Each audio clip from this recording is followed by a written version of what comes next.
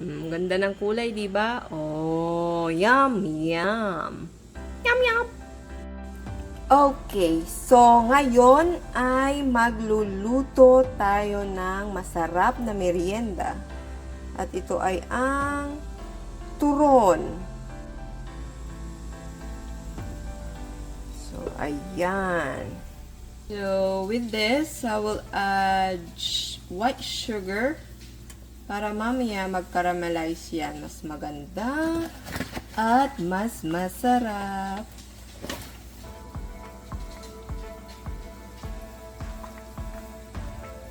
Yan muna. I-flip na natin. Oh, ayan, kita nyo? Golden brown. Ang ganda ng kulay.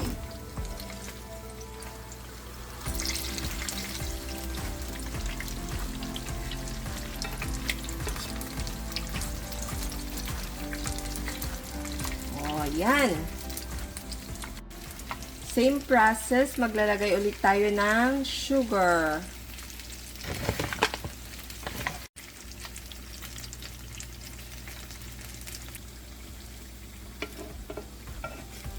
Ganda ng kulay, di ba?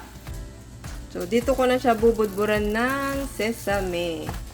Yung iba siguro paglalagay. Ako ganito na lang. Kasi, pang family.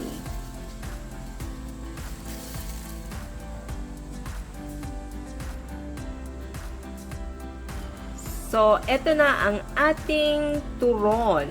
Hindi po yan sunog. Ganda ng kulay, di ba? Oh, yum, yum. Yum, yum.